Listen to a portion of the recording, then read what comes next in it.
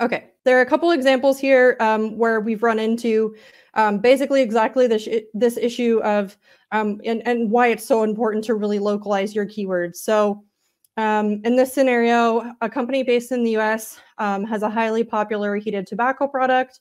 They want to expand into Hungary with an SEO-driven approach. So if you look at heated tobacco, the search volume in the US market is 390. But if you look at the exact translation of the Hungarian keyword for heated tobacco, then it's 0.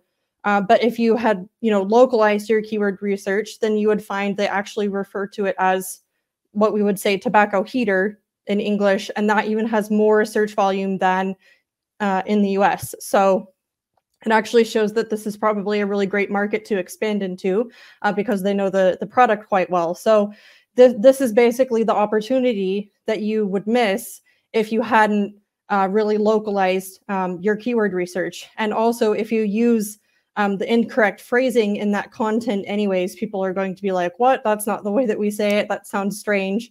And that also detracts from your customer experience, which is very, very important to make as high level as possible when you're doing market expansions, because the thing you always want to remember is the local competitors there, they're established there because they have a good customer experience that people are used to and they like. So basically, if you want to come in as like an outsider, you have to do that even better.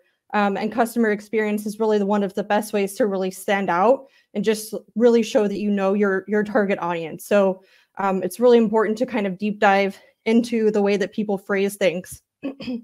And so here's another example as well. For example, you need to localize a blog about what is process management from English to German to reach your German audience.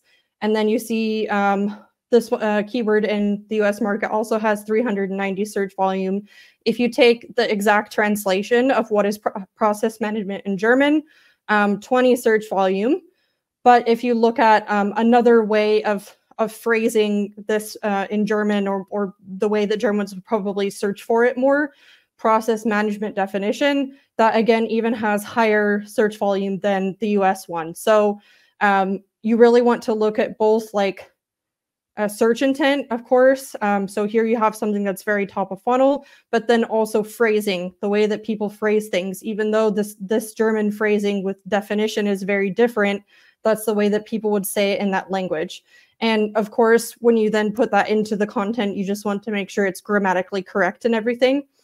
Because from a German speaker example, you wouldn't use process management definition as like its own phrase. That's also not quite grammatically correct.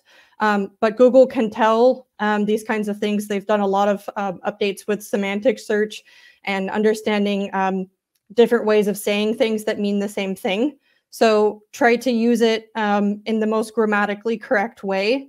And then also just use some similar phrasing across your content, and then you're going to make sure that you get both types of phrases here. But again, if you hadn't considered different ways of saying the same thing, you would have missed out again on a big traffic opportunity.